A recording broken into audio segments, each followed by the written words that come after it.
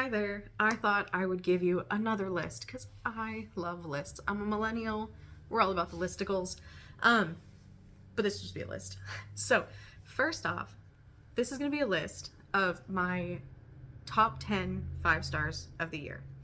Some of my favorite books of the year haven't been a 5-star. I realized the ones that have stuck with me the longest, or that I feel the fondest about, had some sort of problem in them that made them not a 5 for me, but they still stuck with me. So this is just 5 stars.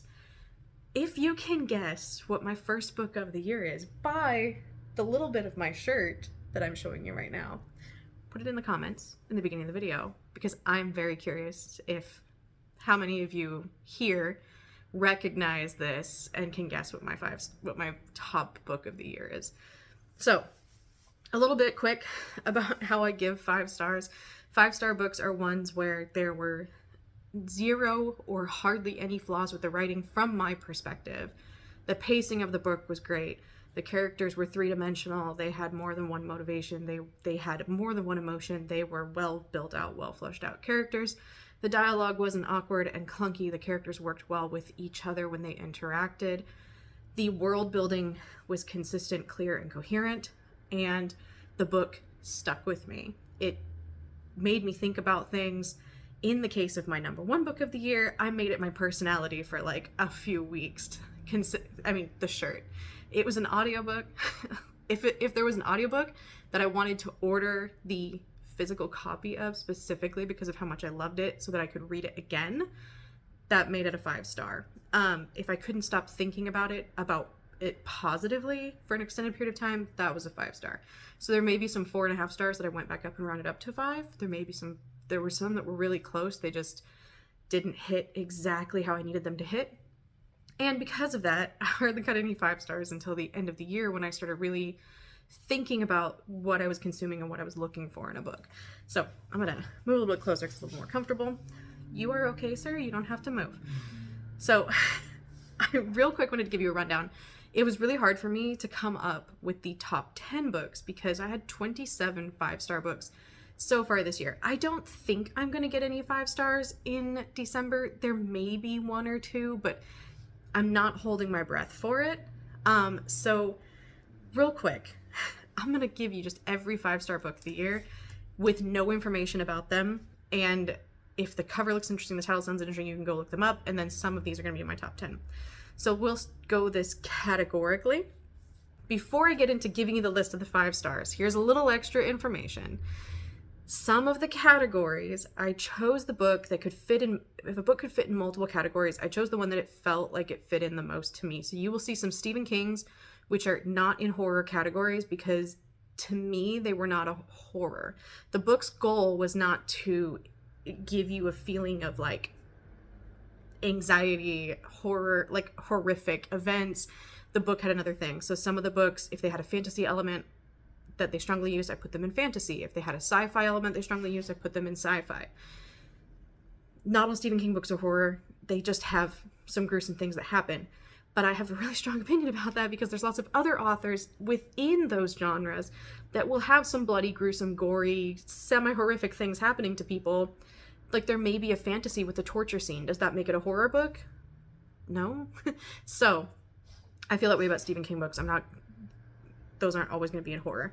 So that being said, the categories that I have are fantasy, sci-fi, horror, lit fic, thriller, historical, and a memoir. So these are the categories we're going to go through. Okay, and this is my rapid fire, no extra information, just the book title and the author's name, if I can remember, because the goal is to get rapid fire, and then I will talk about my top 10 in detail.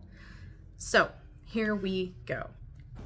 In fantasy, there were 8 books. The Thief of Time by Terry Pratchett, which I read in January. The Green Mile by Stephen King in July. In October, I read Good Omens by Terry Pratchett and Neil Gaiman. And I read The Night Circus by Erin Morgenstern. And then in November, I had 4 5-star fantasies. I read A Darker Shade of Magic by V.E. Schwabb, Anansi Boys by Neil Gaiman, Babel by RF Kuang, and The Shadow Glass by Rin Chupeco. Sci-fi. In April, I read Dreamcatcher by Stephen King. Didn't have another 5-star sci-fi until October with Gideon the Ninth, Harrow the Ninth, and Noda the Ninth. They were all 5 stars for me. Those are by Tamsyn Muir. In October, I also read Fina by Nino Cipri. And then I also read another 5-star sci-fi. October was all about sci-fi. I read Max Gladstone and Amal El-Mutar's This Is How You Lose the Time War. And then I read in November The Institute by Stephen King and Watchmen, the graphic novel by Alan Moore. Okay, that is 16 of the 27 down. You still with me? We're going to move on to the horror. I had 5 5-star horror books. In June, I had Our Wives Under the Sea by Julia Armfield. In October, I had Mexican Gothic by Silvia Moreno Garcia. In November, I had The Girl from the Wall by Rin Chupeco, and Horror Store by Grady Hendrix, and Desperation by Stephen King. Okay. Litfic. 2 litfics. Both of the litfics could fit in other categories based on their subgenres, but I kept them in litfic. And I'll give you a little bit about why. So in May, I read Mink River. It's a litfic, but has some magical realism. It could go in fantasy, but it leans more towards litfic. I also, in September, had The Light Pirate by Lily Dalton Brooks. And that could have technically been under the sci-fi category. Goodreads put it in the sci-fi category, but it leaned more litfic. It was just climate disaster. All right. For thrillers, I had 2 in September. I had All the Dangerous Things by Stacy Willingham and What Lies in the Woods by Kate Alice Marshall. Now, we have 2 categories left and 2 books left. I actually read a historical this year that I really liked, and it was The Highland Witch. It had, again, a fantastical element. Probably could have gone there, but it leaned more towards the historical. It's The Highland Witch by Susan Fletcher. And then a memoir, Braiding Sweetgrass by Robin Wall Kimmerer. So, those are my 27 5 stars I have read so far this year. I probably, like I said, I don't know if I'm going to get any more. Okay, are you ready for me to try to keep it down for the top 10? Because here we go. My number 10 is The Shadow Glass by Rin Chupeco. This is the last book in the Bone Witch trilogy, which is a fantasy that follows a young necromancer. It's YA, but I really loved how it went.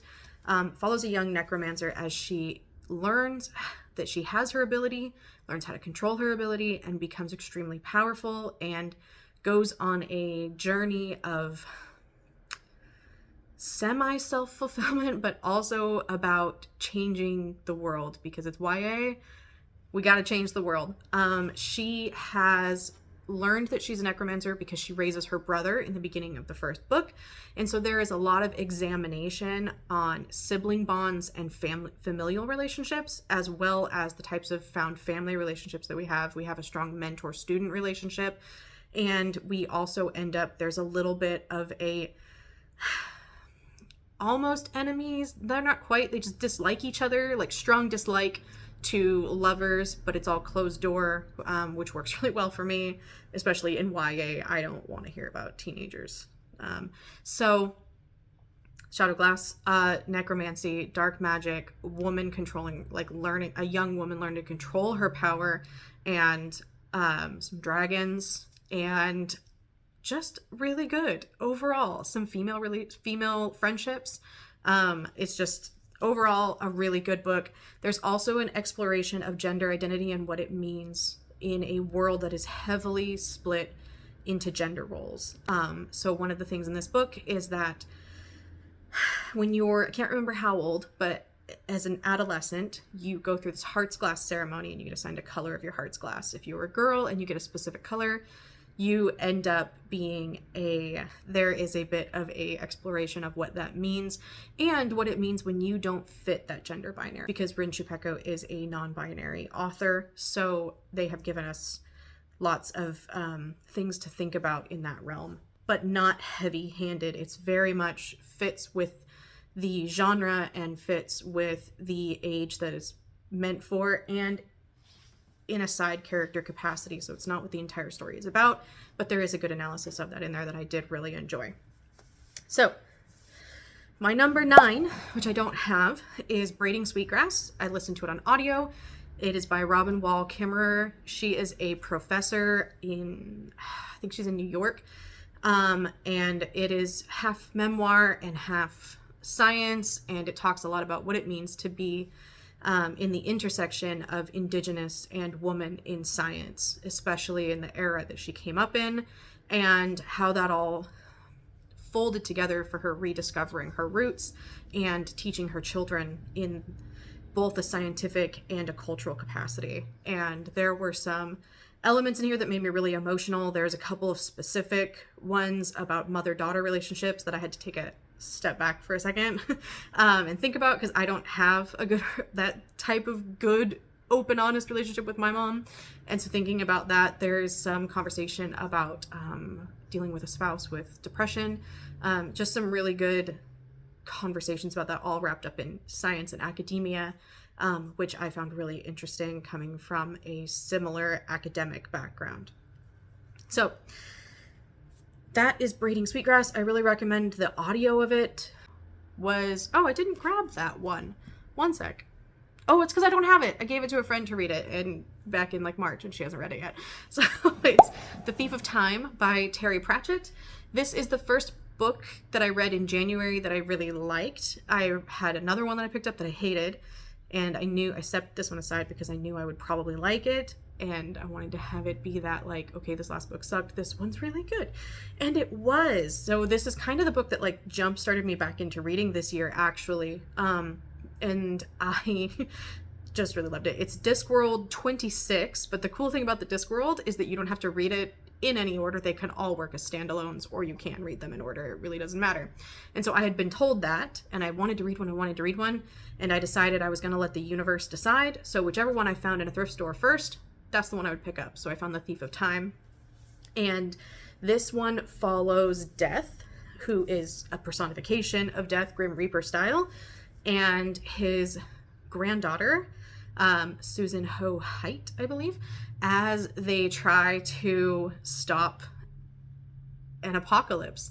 There are these creatures called the Auditors, I believe, and they are constantly trying to just destroy Earth because they are tired of the paperwork.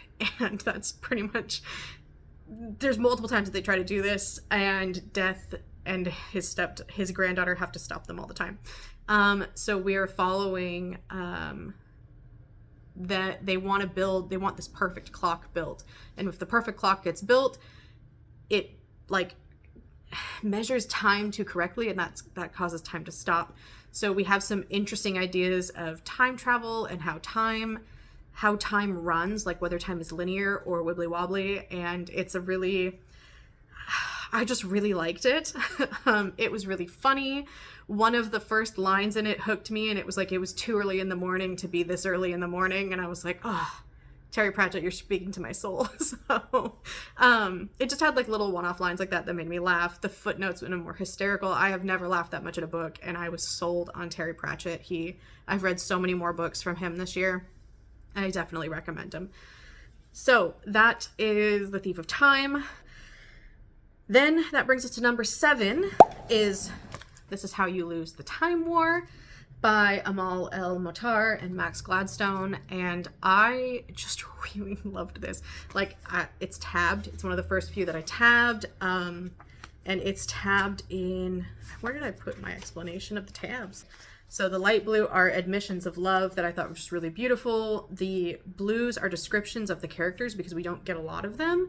And the reds are quotes and pretty prose. So you could tell there were a lot of things to like about this book. For me, we are following 2 soldiers in a war across time. We don't exactly know what it is they're trying to do besides foil the other side. Like, we don't really know what the war is about or the end goal of it as far as I remember. But these 2 soldiers are both women, and they start writing letters to each other. The first one that gets written is like, haha, I got you, fuck you. And then the second one is like, no, you didn't, fuck you too. And then they just kind of keep writing letters back and forth to each other, and they slowly fall in love through the letters. So each chapter is written by the other author. And it like, does it start with the letter? I think it either starts with the letter. It ends with the letter. the letter. It starts with a description of kind of what they're doing or where they are, and then it ends with the letter that they found. And I just really loved it. It was sweet, and it was love. Like, the writing was like very poetic and lyrical. The pacing was fun. It was a book that had a lot of pretty prose in it. But if you are someone that needs a plot, there's no plot really. Like, this is vibes and character work, and it worked for me. I love stories with character work. But yeah, it's just really sweet, and I really enjoyed especially the descriptions of how they travel through time. Number 6 is Mink River, and this one is also lyrical and prosy. And I read it on audio I listened to it on audio, and then I found it at Half Price Books for like $4, and I could not pick it up because I really want to read it. Though I think the audio did something kind of wonderful with the pacing, because it is so poetic in the way that it's written. Like, flipping through here, there isn't even any like dialogue tags. There's no like quotations. It's just like broken down the lines when people are talking. But really what this is a love letter to the Pacific Northwest. This is a literary fiction with a little bit of magical realism. We are following people who live in a small town off the coast of Oregon, and they are probably set around the 80s during a minute of economic unsurety where things are starting to switch. This is a small fishing town that is not making a lot of money on fishing anymore, and they really don't have another source of income in the town. But we're not talking about that except for on its edges, because we're following like so many characters in the town that the town itself is a character, which is one of the things I love that like Stephen King does is the towns are characters. And this was like all of that stuff that I love about just being like, these are my characters and aren't they cute, and look at them having a great day. You can go upstairs, that's fine, I don't care. Like, aren't they cute, and they're having a great day, and I'm like, they are cute and they are having a great day, but then sometimes they don't have such greater days, and we're just kind of following them as they're doing what they're doing. We start off with these two older guys who are both indigenous. We don't really, I think it uses the Salish language, but I can't remember if we're given what tribe they're from. But they are the public works department, and they believe that the public works should do public works. So they like better the town and help people out, and that's their public works. And we follow them on their lunch break where they're like splitting a beer and eating salmon berries. And we follow like the course of the book based on what berries are blooming in the area, which is part of, or are ready to pick in the area, and what flowers are blooming, and which is why I say it's like a love letter to the Pacific Northwest. This goes from like mid-spring to like, I think end of the summer in the Pacific Northwest, and you feel it. So we follow those characters and who they're related to in the town. There is a little bit of like a thing that, like a plot thing that happens, but it's really low plot.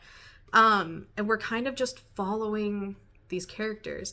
So it's Worried Man is the main older guy we're following, and his best friend Cedar. And then we follow Worried Man's daughter, No Horses, and his wife Maplehead, and their grandson, whose name I can't remember. But the grandson is also half Irish because No Horses married an Irish immigrant whose name I also can't remember. But we have an examination of the Salish language as well as the Irish Gaelic in here. And it's really interesting to have both of those languages be presented in a book, and well-researched from someone who clearly loves the Pacific Northwest and loves the history of it. This was just... my favorite thing was the talking raven named Moses, or the talking crow named Moses. And he has a big impact in the story, too. And we also examine, like, pagan religions and Catholic religions, and we get some Celtic mythology and some like indigenous mythology, and it is just such a good book. I really, really like it. I could not stop talking about it for a while after it came out. So clearly, considering I just spent forever talking about it just now. Okay, so that one was really hard to place in this list because I love it so much, but if I compare it to some of the others, is it that good? I don't know. So, like, objectively. Subjectively, it's amazing. Objectively, is it good? I can't tell you. I just know that it made me feel so many things. Number five is Good Omens by Terry Pratchett and Neil Gaiman. I loved this. This is another apocalypse story, but make it funny. And considering the number of times that, like, in the Discworld that I know of, that like Terry Pratchett just tried to destroy the Discworld, Terry Pratchett seems to enjoy apocalypses. This is kind of like the Christian apocalypse a little bit, in that we have a discussion of, like, one of our characters is, in the beginning of the book, they try to swap out these babies, and they do this whole, like, okay, you take this one, and then I take this one, and then no, you take this one back, and I take that one back, and it's this very convoluted thing, and one of those babies is the Antichrist. And so we have an angel, oh God, what is his name? It is such a long-ass name. If you've watched the show, you know, and I have not watched the show because I wanted to read the book first, and I haven't read the book, and his name is incredibly complicated. Which is why Crowley, the devil, just calls him the angel. And to be fair, I can probably only remember Crowley because I was a Supernatural fan. So, Aziraphale. I couldn't even find it in here, I just remembered it. Aziraphale and Crowley are an angel and a demon, respectively. And they are, like, best friends, but maybe they've been friends forever. Look up Neil Gaiman's comments on whether or not this is a queer book. He talked to a couple people on Twitter about it, and he has some interesting insights into it if you are curious. So I loved this. It was a fun time. It had a lot of commentary on capitalism and observations on what evil is, and a lot of evil is just capitalism. I really enjoyed that aspect of it. So this is a fun one. If you've watched the show, you got to read this. I will watch the show, I promise. But I really enjoyed that one. So the next one is Fina, which is by Nino Cipri, and this is a short and sweet sci-fi novella that, well, it's not that sweet, but it was fun in a dark way. It was a dark sci-fi. We are set in a IKEA knockoff called Littenvard, and a wormhole has opened up, and a customer has accidentally gone through it. So we have two characters whose names, Jules and we have Jules and Ava. Jules uses they, them pronouns, and Ava uses she, her pronouns, and the two of them were in a relationship together, and they have recently broken up. So the two of them, as the two most recent hires, get voluntold that they have to go into this wormhole and retrieve the customer. Jules is more than happy to do it because they are tired of being mistreated and misgendered by customers constantly, even though they have their gender on their name tag. If you've worked retail, you know. And there were some commentary on working retail and capitalism and customer service and the post-capitalist hellhole that we all live in. And what it means to be competent at things and how other people view your competency and whether that's accurate, and how kind of we're judged on specific things as like how well we contribute to society based on lots of ridiculous things. I loved it. I absolutely loved it. As someone who spent so much time working retail, the jokes about the video that they had to watch, the training video on how to use the Fina is the device to locate through the wormholes. The training video they had to watch on it, and the way that management acts. There's like a scene where they're trying, before they volunteer the two newest hires, they ask if anyone wants to go in, and someone's like, do we get overtime for this? And the manager's like, well, only if you spend 80 hours in the wormhole. Otherwise, here's an Olive Garden gift card. Like, it's just like, yeah, that sounds like retail. So I really enjoyed it. It's hard to say too much about it without spoiling it because it is so short. It's only a 3-hour audiobook, but it is worth it. It was so fun, and the audiobook is well done. I really enjoyed it, and I do want to read the sequel at some point, so that's on my list. But yeah, check out Fina for sure if you like sci-fi and you like, or even if you don't like sci-fi, because I'm not really a big sci-fi person, and I just really enjoyed that. So I would recommend it. It's very light sci-fi. Number 3, finally a horror on this list, Mexican Gothic. So this one, we follow Noemi as she gets she didn't get the letter, her dad got a letter from her cousin who is newly married and lives in a small town in Mexico, where Noemi is a upper society woman from Mexico City. And her dad is like, if you do this for me and go see if your cousin's okay, I'll let you go to college. So she's like, fuck yeah, I'm going. And things are not what they seem. It is incredibly gothic, with a creepy house, a weird family, and a family who likes to talk about eugenics. And we all know where those types of stories usually go when the protagonist is a woman. So yeah, very dark, very eerie. The sense of isolation is strong, and the forebodingness of this. This is a story where the horror is like moving in slowly. There's not a lot of jump scares and things like that. Everything's just kind of like, oh my god, this is stressful, oh my god, this is stressful, oh my god, this is stressful, like continuously building that pressure.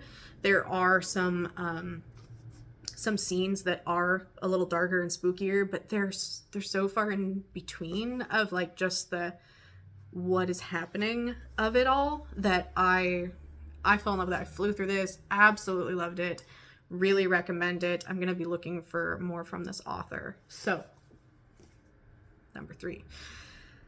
Number 2, continue with atmospheric. I don't have a physical copy of, it's on my list to get, but I don't want the American copy because it's that pink one. And I just really like the other one with the woman's face is melting.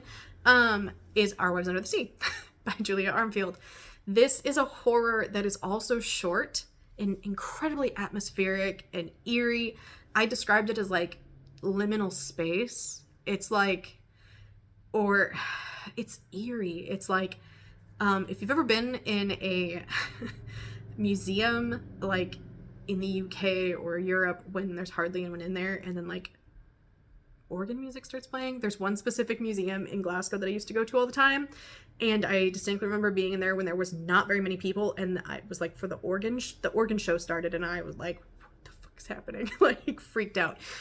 So yeah, it's like that but like constantly. So we're following 2 women, Miri and, or is it Mira? Bro, I don't remember their names. I hardly ever remember names.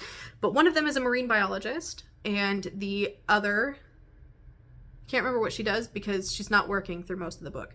But the marine biologist, she goes on this submarine that's supposed to be, I think, like 6 weeks, and ends up being like 6 months. And so while she's gone, Miri is like, is she dead? Is she dead? And she like has to kind of deal with that. And then when she comes back, she's not quite right. And it's Mira. It's her kind of dealing with this. Let me get the characters' names real quick. I knew it was an L. Leah is the marine biologist, and it is Miri, is the other one. And it is essentially a story of grief and loss and the horrors of dealing with that. There are no like jump scary things. It's just that feeling of tenseness. The things that made it like a horror, it's like an eldritchy horror, we're jumping back and forth constantly. God.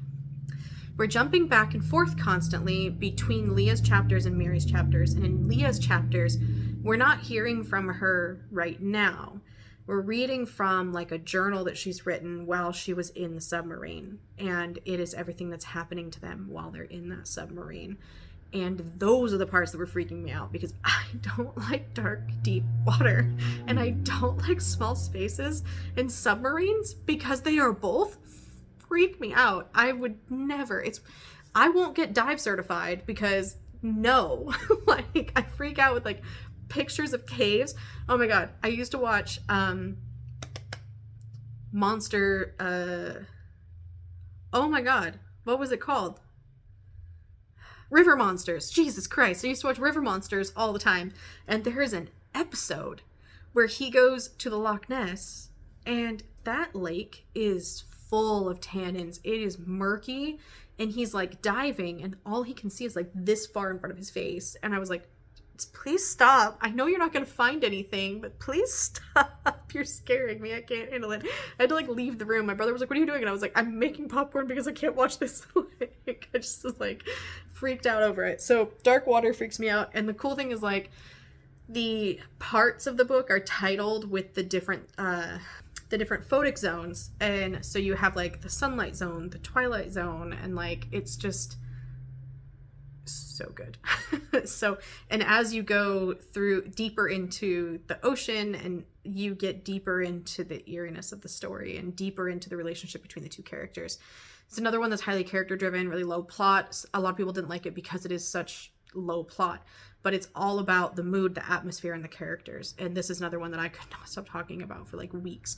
So absolutely love it. All right, are you guys ready? Are you ready for the final one? So I'm not gonna stand up all the way, but this is my shirt. One flesh, one end. So we're talking about Gideon the Ninth. The whole series is my number one book of the year altogether. Okay, so I bought these on after I listened to them on audio, and I am obsessed, you guys. I can't not. This book like broke me and rebuilt me in so many ways. The cover of it says, lesbian necromancers explore a haunted gothic palace in space. Decadent nobles vie to survive the deathless emperor. Skeletons. Like, honestly, everything I've like seen, none of the descriptions of this do it justice, because you can't do it justice without spoiling the fuck out of it. But it is sapphic in the sense that our characters are gay, at least Gideon is. The other ones, a lot of them don't discuss it. It just is. They just are what they are. But there's no romance in here, really. It's like strong female friendships. But it doesn't start out that way. It starts out as like these two characters who hate each other and have hated each other since like they can remember. And they're only like 18 and 17. And they are essentially sent together to go potentially die. And Gideon is a swordswoman, and that's been her whole life, has been fighting. She is big, strong, buff dude, and I love her for it. There is one that's like, but how big are your biceps, Nave? Like, that made me laugh.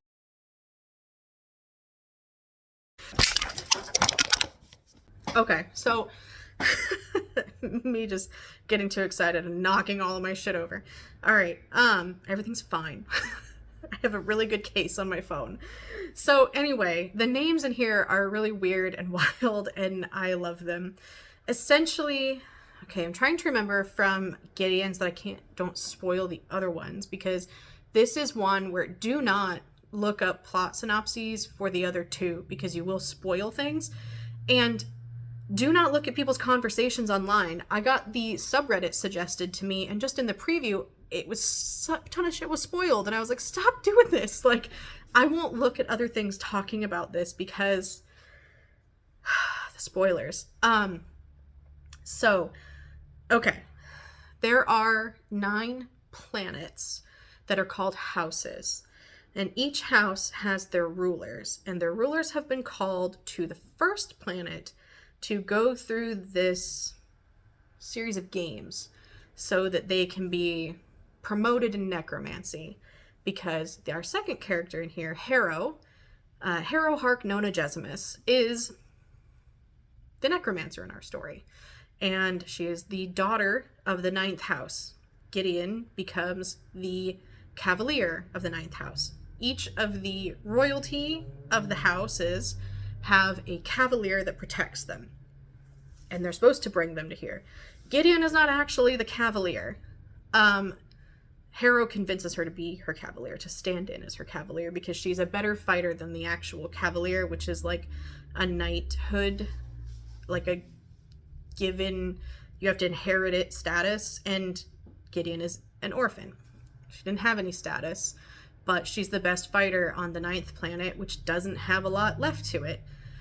I'm not going to say too much about the different houses, because I think learning about the houses as you go through the story is really a part of the story. But the ninth house is very much bone magic. Each of the houses have their different types of necromancy that they use.